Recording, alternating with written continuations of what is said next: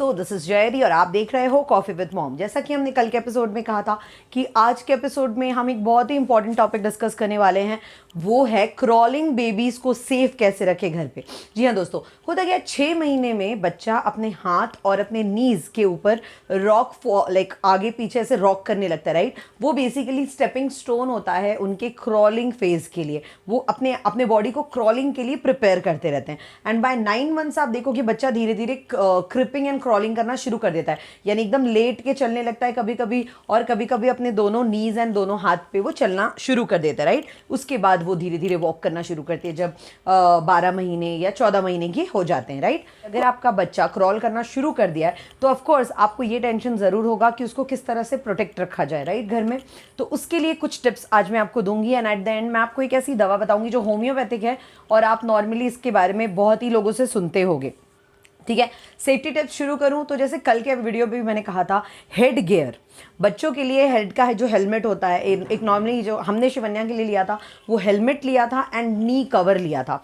उससे क्या होता है, जब बच्चा चलने लगता है और कभी गिरा भी तो उसके सर पे चोट नहीं लगता। प्लस वो मोटे कपड़े का हेलमेट होता है, सो बच्चे को चोट लगने के चांसेस बहुत कम हो जाते हैं एंड हेलमेट से भी बच्चे को चोट नहीं लगता।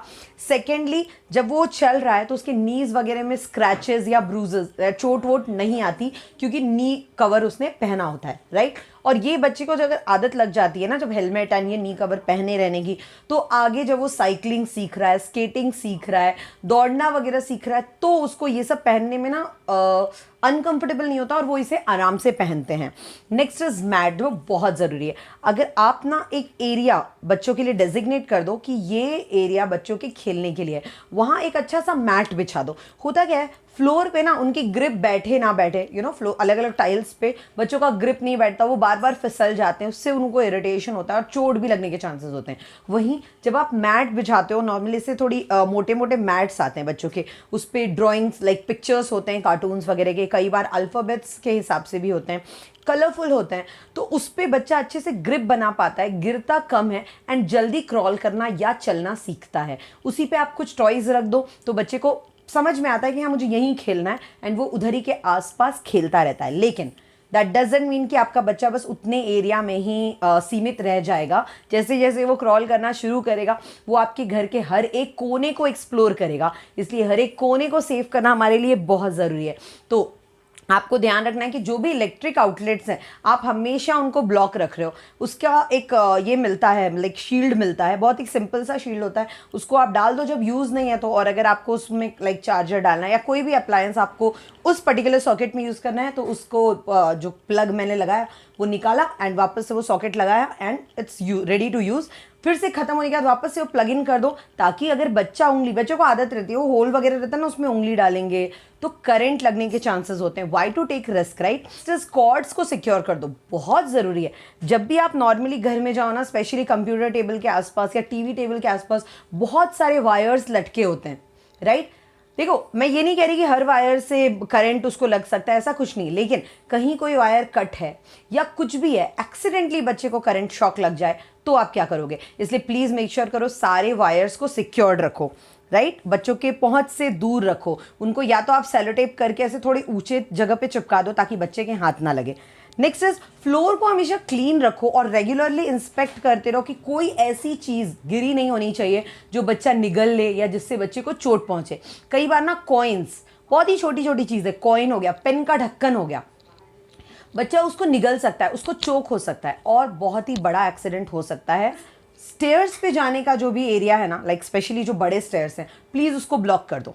1 या 2 स्टेयर्स जो नॉर्मली घरों में होते हैं, दैट इज़ फाइन, क्योंकि उससे बच्चा थोड़ा स्टेयर्स चलना भी शुरू करेगा, लेकिन उसको भी थोड़ा टाइम, उसको लाइक अपने सामने ही सुपरविजन में ही वो भी स्टेयर्स चढ़ने दो, क्योंकि उससे भी उनको जो कोने होते हैं वो चोट लगता है। मेक श्योर करो, नॉर्मली क्या करते हैं लोग, जो घर का स्टेयर्स होता है ना उसके एजी नहीं रहने देते, उसके कॉर्नर्स को ऐसे मोल्ड करवा लेते हैं, तो उस पर चोट लगने का खतरा कम हो जाता है। मैं आपको फोटोज दिखाऊंगी, लाइक मेरे घर पे जैसा है। एजी कॉर्नर्स प्रूफिंग बहुत ज़रूरी है दोस्तों। होता क्या है, टेबल का कॉर्नर है, बेड का कॉर्नर है, किसी स्टूल वगैरह का कॉर्नर है, चेयर का कॉर्नर है, बच्चों को लग सकता है। बच्चों का अभी ये सब पार्ट जो है ना बहुत सॉफ्ट है, भले ही उन्होंने हेलमेट पहना लेकिन वो कंटिन्यू तो हेलमेट नहीं पहनते। मान लो आपने ध्यान नहीं दिया, उन्होंने हेलमेट पहना नहीं, उतार दिया और कुछ पकड़ के वो खड़े हैं, लेकिन उनका अभी तक बैलेंस उतना फिक्स नहीं, राइट। तो वो अगर चलते लाइक हिलते हिलते हिलते हिलते गिर गए और वो कोना उनको लगा तो बहुत तेज चोट लगती है। लाइक हम बड़े हैं, ये देखिए मेरे को छोटे से कोने से चोट लगा और आप देख सकते हो हम बड़े हैं, हम इस दर्द को सह सकते हैं, लेकिन बच्चा ये दर्द को नहीं सह पाएगा। इसलिए प्लीज़ मेक श्योर करो आप इन सारे कॉर्नर्स को जो है, मैं एक लिंक दे रही हूँ नीचे, ठीक है, एज प्रूफ करके, कॉर्नर प्रूफ या एज प्रूफ करके, मैं नीचे लिंक डिस्क्रिप्शन बॉक्स में लिंक दे रही हूँ, उसको प्लीज़ परचेस करो और अपने घर के जितने भी एजी कॉर्नर्स हैं उन सब पे लगा दो। Next is door protector. अक्सर दरवाज़ा बंद होते ही कॉर्नर्स में बच्चों के उंगली आने से बहुत चोट लग सकती है, सो आप ये यूज़ कर सकते हो, इससे दरवाज़ा डायरेक्ट बंद नहीं होगा तेज़ी से। नेक्स्ट है safety locks for drawers and cupboards. ये आप अलग अलग चीज़ों पे यूज़ कर सकते हो जिससे बच्चा डायरेक्ट खोल ना पाए और कोई चीज़ उसमें फेंकना, जैसे वॉशरूम का कमोड वगैरह हो गया उसमें कोई भी चीज़ फेंक देना या डस्टबिन खोल के गंदगी यूज़ करना, हाथ लगाना, इन सब से प्रोटेक्ट कर पाएगा ये आपको। जो मैंने कहा था होम्योपैथिक का दवाई, जी हाँ दोस्तों, नॉर्मली हमने रखा ज़रूर था लेकिन मुझे टचवुड कभी शिवन्या के लिए यूज़ नहीं करना पड़ा, बिकॉज हम ये जो प्रूफिंग मैंने कहा है ना, इसको हम हमेशा करके रखते थे एंड कंटिन्यूसली सुपरविजन में रखते थे, सो इसलिए उसको कभी ये सब की ज़रूरत नहीं पड़ी। लेकिन कई बच्चे ऐसे होते हैं जिनको चलते चलते चोट लग जाती है, गिर जाते हैं, कहीं कहीं ब्लड क्लॉटिंग हो जाता है, ब्लीडिंग होने लगता है, तो इन सब में आप अर्निका 30 करके एक होम्योपैथिक दवा आता है, बहुत ही सेफ है, लेकिन स्टिल आप चाहो तो अपने डॉक्टर से एक बार कंसल्ट ज़रूर कर लो।